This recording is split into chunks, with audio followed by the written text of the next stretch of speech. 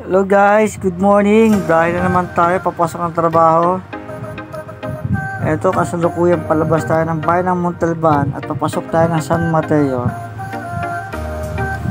Lagi po natin tatandaan na mag-ingat tayo sa pagmamaneho at mag-pray bago pumalis para ligtas tayo sa ating pagbiyahe.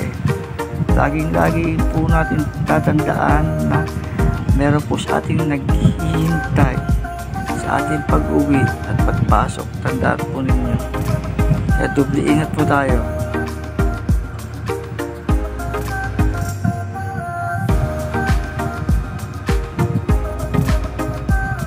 Lagi nyo,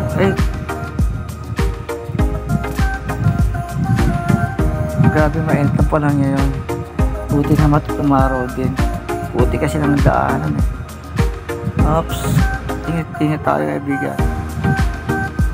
Huwag mo tayo basta sisingit sa mga malaking sasakyan dahil hindi ho alam natin na mayroon sa bungad na tatawid o mag-overtake.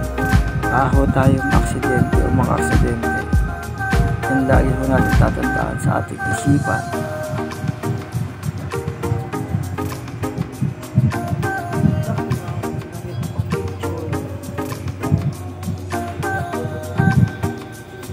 Na po tayo, malapit na tayo sa gitnang bayan ng San Mateo.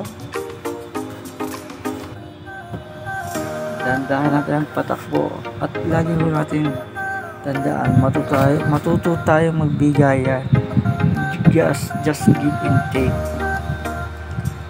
Magrespetuhan tayo, maliit man o malaking sasakyan, magrespetuhan tayo para hindi tayo magkaroon ng tinatawag na road rage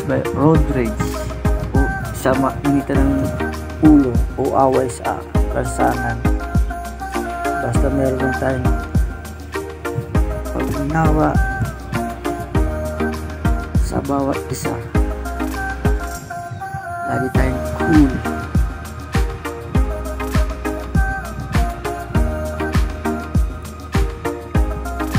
Okay, takbo tayo ng medyo maturing kaibigan para hindi tayo malit sa trabaho.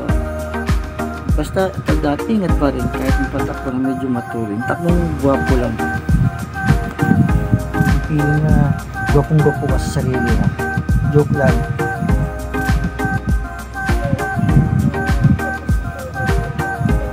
Ang ganda ng panahon nyo guys.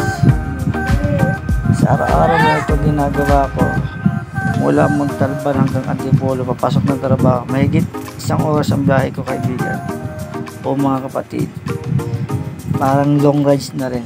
Ito na pinakang long rides ko sa araw-araw. Mag-i-enjoy din ako sa pagmumotor ko kasi marami ako nakakasalamo at nakakalubig ng mga riders. Basta enjoy lang. Para lagi tayong cool at relax sa ating pagmamaneho. At higit sa lahat, matuto tayo magbigay sa bawat tatawid o liliko. Magbigay tayo ng daan. Giveaway. In English, giveaway. Patuloy tayo. Ayan, patuloy tayo ng takbo kaibigan habang freeway pa.